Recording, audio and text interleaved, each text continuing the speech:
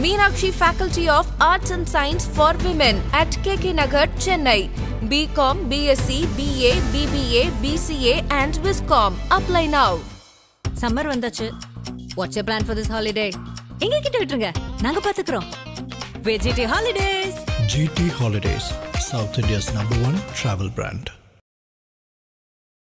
முக்கிய தகவல்களை குறுஞ்செய்தி வாயிலாக தெரிந்து கொள்ள ஆதன் செயலியை டவுன்லோட் பண்ணுங்க. அதற்கான லிங்க் இந்த வீடியோக்கு கீழே டிஸ்கிரிப்ஷன்ல இருக்கு.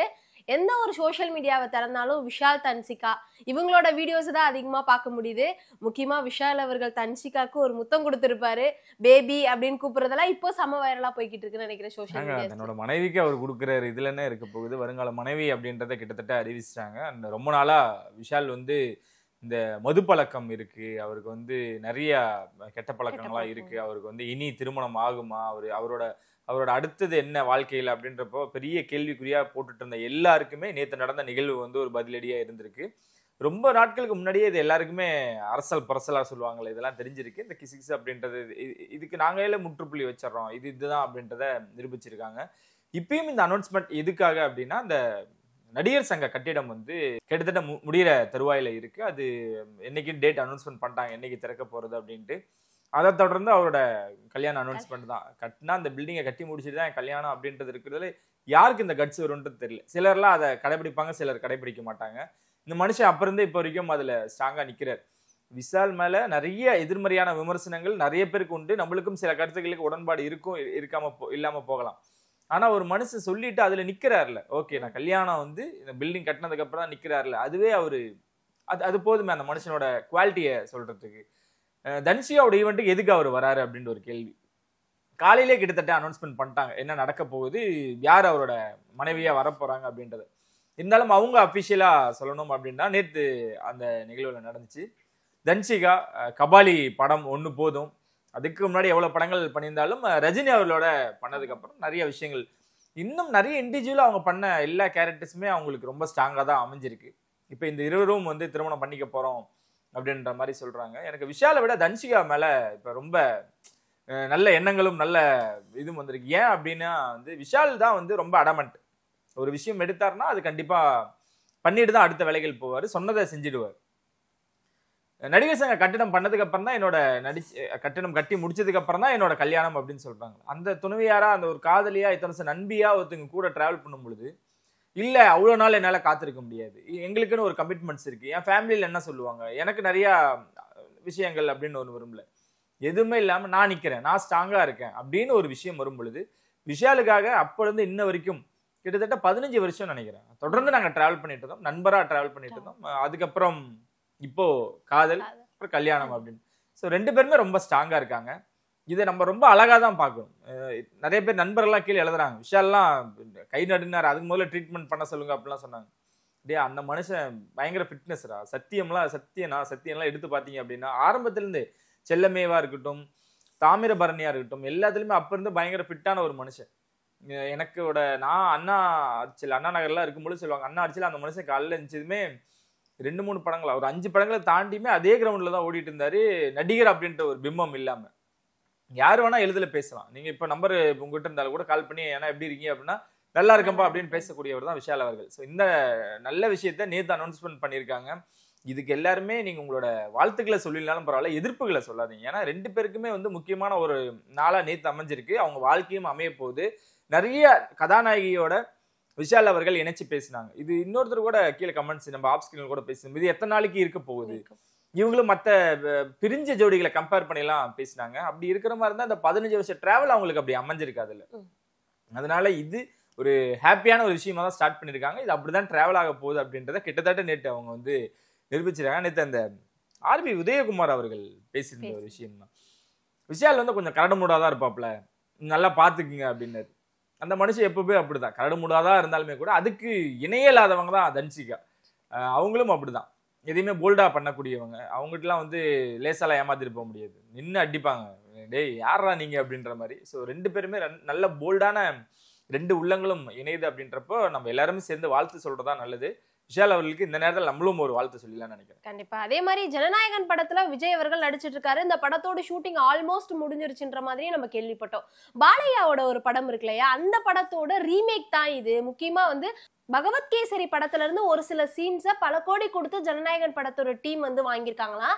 நான் இந்த படத்துல யூஸ் பண்ணிக்கிறேன் அப்படிங்கிற மாதிரி இது வெளியாகிட்டு இருக்குன்னு நினைக்கிறேன் இப்போ அதிகமா சோசியல் மீடியா. நேத்து நான் சீனியர்ஸ்ட நிறைய விஷயங்கள் நம்மளும் அதை தான் கேட்டிருந்தோம், எக்ஸ்பர்ட்ஸ் டீம் அதான் கேட்டிருந்தோம். என்ன நடக்குது அங்க, ஒரே ஒரு சீன் மட்டும் வாங்கியிருக்காங்களா? லியோல வந்து ஒரு ஹாலிவுட் சீக்வன்ஸ் வந்து ஒரே ஒரு சீன் மட்டும் வாங்கியிருப்பாங்க, அந்த மாதிரி ஏதாவது ட்ரை பண்றாங்களா அப்படின்னு கேட்கும் பொழுது அப்படிலாம் கிடையாது. கிட்டத்தட்ட நீங்க சொன்ன பாலையா படத்துல இருந்து ஒரு 60% வந்து அந்த நாட்டு அதுதான். ஆனா விஜய்க்கு ஏற்ற மாதிரி மாத்திருக்காங்க. அந்த போலீஸ் காஸ்டியூம் கூட அந்த படத்துல பாலையா போலீஸா வருவாங்க, அதெல்லாம் விஜயம் இதுல வந்து போலீஸா வராரு அப்படின்னு தான். அந்த போலீஸ் காஸ்டியூம்ல அவர் பார்த்து எவ்வளவு நாள் ஆச்சு, இந்த மனுஷனை இப்படிலாம் நம்ம பார்க்கணும் அப்படின்னா கிட்டத்தட்ட அது அந்த கதை தான் அப்படின்றத உறுதிப்படுத்திருக்காங்க. ஆனா விஜய் அவர்களுக்காக டிவிகேக்காக நிறைய விஷயங்கள் மாத்திருக்காங்களாம். இது வந்து அந்த படத்தோட கிட்டத்தட்ட 60% தான் அப்படியே இருக்க போகுது அப்படின்றத மீண்டும் ஒரு முறை அவங்க சைட்ல இருந்து அபிஷியலா சொல்லல அப்படின்னாலுமே கூட அங்க இருந்து நம்ம கேட்போம்ல, சர்வீசஸ் எல்லாம் இருக்குல்ல, அவங்க எல்லாம் சொல்றது ஆமா அப்படிதான் இருக்கு. நீங்க சொன்ன அந்த குட் டச் பேட் டச் மட்டும் இல்லாம நிறைய விஷயங்கள் அந்த படத்தோட விஷயங்கள் இருக்கும், அதுதான் நிறைய விஷயங்கள் மாத்திருக்கோம் அப்படின்ட்டு இருக்காங்க. இன்னும் குறிப்பா விஜய் அவர்கள் சீக்கிரமா இதோட படப்பிடிப்புலாம் முடிச்சுட்டு அது முடிஞ்சிருச்சு, ஆல்மோஸ்ட் முடிஞ்சிருச்சு. ஏன்னா கொடைக்கானல் போயிட்டு இருந்ததோட சரி, இன்னமும் இங்க சைலண்டா 2-3 விஷயங்கள் போயிட்டு இருக்கு ஷூட்டிங் சம்பந்தப்பட்டதான். வினோத் அவர்கள் இந்த மனுஷனை எப்படியா சீக்கிரமா முடிச்சுட்டு அனுப்பலாம், ஏன்னா மக்கள் ரொம்ப எதிர்பார்க்கறாங்க, இந்த மனுஷனை சீக்கிரமா அனுப்பிச்சிட்டோம்னா அவங்களோட கொண்டாடிட்டு போறாங்க அப்படின்னு. எல்லாருக்குமே பெரிய விஷயம் என்னன்னா பொங்கலுக்கு வருது அப்படின்றதான் எல்லாருக்குமே. இல்லைனா இன்னும் பொங்கலா, இப்பதான் நம்ம வந்து ஜூன்லயே இருக்கோம், இன்னும் எத்தனை மாசம் காத்துட்டு இருக்கணும் அப்படின்னு வரும்பொழுது அதுல கொஞ்சம் இருந்தாலுமே கூட, ஆனா இதுக்கு அவ்வளவு ஒர்க் பண்ணலாம். பட்டி டிகிரிலாம் பார்த்து ஒன் லாஸ்ட் டைம் வர நீங்க அறிவிச்சிட்டீங்க, 70 இருக்கோ இல்லையோ இதை நான் தரமா கொடுக்கணும் அப்படின்ட்டு ஹெச் வினோத் மறுபடியும் வந்து ரொம்ப மெனக்கெட்டு நிறைய விஷயங்கள் மாத்தி சின்ன சின்ன விஷயங்களை ஆட் பண்ணி. இன்னொரு விஷயம் பிரியாமணி அவர்கள் சொல்லியிருந்தாங்க சமீபத்தில் ஒரு நேர்காணல்ல, ஆமா ஜனநாயகல நான் இருக்கேன், விஜயோட மிகப்பெரிய தீவிரமான ரசிகை நான், ஏன் போர்ஷன்ஸ் இன்னும் வந்து எடுக்கல, அதுக்காக நான் ஈகரா வெயிட் பண்றேன், அந்த படம் சூப்பரா இருக்கும், என் கதைக்கு என்னோட கதாபாத்திரம் ரொம்ப ஸ்ட்ராங்கா இருக்கும், அதுக்காக நான் வெயிட் பண்ணிட்டு இருக்கேன் அப்படின்னாங்க. ஸோ அப்போ அந்த மாதிரியான விஷயங்களை அவர் இன்னும் வச்சிருக்காரு அப்படின்னா வினோத் அவர்களுக்கு நிறைய ஸ்பேஸ் இருக்கு, அதனால அவர் எவ்வளவு வேணா விளையாடலாம். நீங்க சொன்ன மாதிரி அதோட ரீமேக்கா இருந்தாலும் சரி, என்ன இருந்தாலும் சரி, நடிகரா விஜய் என்ன பண்ணாலும் கியூட்டா இருக்குங்க, அதை அப்படியே பார்த்துக்கிட்டே இருக்கலாம். அந்த மனுஷன் ஐயோ நீ போகாதே தயவு செஞ்சு, நீ வருஷத்துக்கு ஒரு படம் இல்ல நீ நடி, எங்களுக்கு அது போதும், எத்தனை வருஷத்துக்கு ஒரு படமாவது கூட ஒரு படமாவது நடிச்சிரு அப்படின்ற மாதிரி எந்த படத்தை ரீமேக் பண்ணாலும். ஏன்னா நம்மளுக்கு தெரிஞ்ச இந்த பத்ரி இந்த மாதிரி நிறைய விஷயங்கள்லாம் பார்க்கும் பொழுது அது விஜய்க்கு தான் செட் ஆகும். காவலன்லாம் பார்த்தீங்கன்னா அவ்வளோ சூப்பராக இருக்கும், அதை பார்த்தா ஹிந்தியில் எடுத்தாங்க.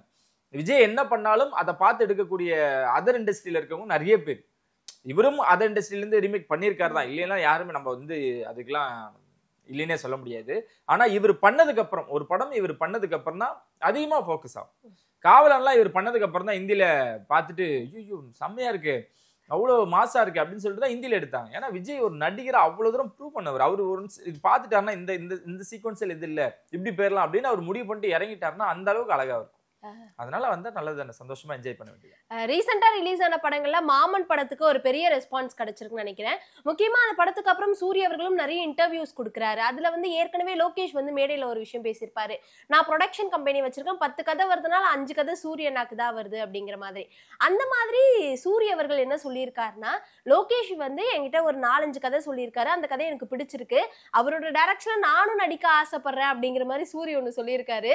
லோகேஷோட டைரக்ஷன்ல சூரிய நடிச்சா எப்படி இருக்கும் அப்படின்னு நிறைய பேர் இப்ப மீம்ஸ் எல்லாம் கிரியேட் பண்ண ஆரம்பிச்சிட்டாங்க. இல்ல அந்த எல்சியூல இருக்கீங்களா அப்படின்லாம் கூட கனெக்ட் பண்ணி கேட்டாங்க. அது எவ்வளவு விஷயங்கள் போனாலுமே வந்து அவங்க ஒரு சர்க்கிள்ல தான் எல்லா செலிபிரிட்டிஸும் இருந்துகிட்டு இருக்காங்க, அது அவங்களோட கம்ஃபர்ட் ஜோனா என்னெல்லாம் தெரியல. சரி ஓகே, மாமன் மிகப்பெரிய ஒரு நல்ல ஒரு கதைக்களத்தை கொடுத்து ஏபிசின்னு 3 செட்டப் ஆடியன்ஸுமே கொண்டாடிக்கிட்டு இருக்காங்க. குறிப்பா ஊர் சைட்ல இருக்கக்கூடிய எல்லாருமே வந்து சூர்யா அவ்வளவா செலிப்ரேட் பண்றாங்க, பயங்கரமா செலிப்ரேட் பண்றாங்க. ஏன்னா இந்த மாதிரி ஒரு தாய்மாமெல்லாம் பயங்கரமா கனெக்ட் ஆகுதான் அப்படின்ற விஷயங்களா இருக்கு. சரி, அப்படியே பார்க்கும் பொழுது இந்த அவர் பண்ணது ஒரு விஷயம், இந்த மண் சோறு சாப்பிட்டாங்க அவங்க ரசிகர்கள், அதை ரொம்ப வன்மையா கண்டிச்சாரு. அது தப்புன்னு நான் சொல்ல வரல, எனக்காக நீ பண்ணாத, என் படத்துக்காக பண்ணாத, அந்த படம் நல்லா இருந்தா அதுவா ஓடும் அப்படின்ற ஒரு விஷயம் சூர்யா அவர்களும் ரொம்ப ஸ்ட்ராங்கா சொல்லியிருந்தாங்க. அது ரொம்ப வரவேற்கத்தக்கது. இந்த படத்தோட ஈவெண்ட்ல லோகேஷ் அவர்கள் வந்த பொழுது, நான் ஒரு சின்னதா ப்ரொடக்ஷன் கம்பெனி வச்சிருக்கேன், அதுல 10 கதை வருது, அதுல வர கிட்டத்தட்ட 4-5 கதை வந்து சூரிய மையப்படுத்தி அவர் ஹீரோவா பண்ணலாம் அப்படின்னு சொல்லிட்டு தான் வருது அப்படின்னு ரொம்ப சந்தோஷமான விஷயம் தான். ஆனா சூரிக்கு அவர் வந்து நிரூபிச்சிருக்கார், நீ வந்து ஒரு காமெடி நடிகன். சந்தானத்துக்கு வந்து டான்ஸ் ஒரு மாதிரி செட் ஆகாம இருக்கும், ஃபைட் சீக்வன்ஸால செட் ஆயிடுச்சு அந்த மனுஷன், அதுல எல்லாம் மாசு. ஆனா சூர்யா அவர்கள் எடுத்ததுமே ஆக்ஷன் ஹீரோவா தான் அறிமுகமானார். விடுதலையில நம்மளுக்கு அப்படிதான் தெரியும், ஒரு ஆக்ஷனா ஒரு மாதிரி செட்டில்டா நடிப்பாரு, ஒரு மாதிரி நல்லா இருக்கும் அது. அதுக்கப்புறம் கருடன் ஒரு மாதிரி அதுலயும் சூப்பரா இருந்துச்சு. கொட்டுக்காளி ரொம்ப அழகா இருந்துச்சு. அதை தொடர்ந்து அந்த மாமன்ல அவருக்கு சண்டையும் வருது, காதலும் வருது. ஸோ எல்லா விஷயங்களும் அவருக்கு செட் ஆயிடுச்சுல. இப்போ அவரு எல்லா ஸ்கூல்லையுமே போய் அவர் ஒர்க் பண்ணலாம். வெற்றிமாறன் ஸ்கூல்ல இருந்து தானே வந்தாரு, எல்லா ஆஃபீஸ்லயும் எல்லா டைரக்டர்ஸ்லயும் போய் ஒர்க் பண்ணலாம். இப்போ அதுல எந்த ஒரு சந்தேகமும் இல்லை. ஆனா அந்த எல்சியூ அப்படின்ற ஒரு விஷயம் மீண்டும் அது லோகேஷுக்கு தான் ஒரு ப்ரெஷர். இன்னைக்கு சூரி வளர்ந்துட்டாருன்னு நீங்க அவர் எல்சியூல, நாளைக்கு சந்தானம் படத்துக்கு லோகேஷ் போயிருந்தாலுமே கூட சந்தானத்தை வந்து எல்சியூல இருப்பாரு. அந்த எல்சியூன்ற உலகத்துக்குள்ள இன்னும் யார் தான் ஆட் பண்ண போறாங்கன்னு தெரியல. இப்ப நம்ம அதை பத்தி பேசிட்டு இருக்கும்போது நம்மளா எல்சியூல போவோமா அப்படின்ற மாதிரி, அது வேண்டாம். அது இப்போதைக்கு லோகேஷுக்குன்ற ஒரு ஒரு ஒரு பிசினஸ் இருக்கு. தெலுங்குல கூப்பிடுறாங்க, ஹிந்தியில கூப்பிடுறாங்க, அந்த மனுஷனை இன்னும் வேற லெவல்ல கூப்பிட்டு இருக்காங்க. சூரிக்கும் தெரியும், சூரிய என்ன சொல்லியிருக்காருன்னா, லோகேஷ் கூப்பிட்டா நான் போய் நடிப்பேன், நான் வந்து இன்னமும் ஹீரோவா தான் நடிப்பேன் அப்படிலாம் நான் சொல்றேன். லோகேஷ் கூப்பிட்டா கண்டிப்பா என்னோட பங்களிப்பு கொடுப்பேன். இன்னொன்னு கூட சொல்லியிருக்காரு, வில்லனா நடிப்பீங்களான்னு கேட்டது, கண்டிப்பா அந்த கதாபாத்திரம் ஸ்ட்ராங்கா இருந்துச்சுன்னா நான் நடிப்பேன் அப்படின்ட்டு இருக்காரு. இதுக்கு மேல என்ன, சூர்யா தான் இருக்கு. Meenakshi Faculty of Arts and Science for Women at KK Nagar, Chennai. BCom, BSc, BA, BBA, BCA and Viscom. Apply now.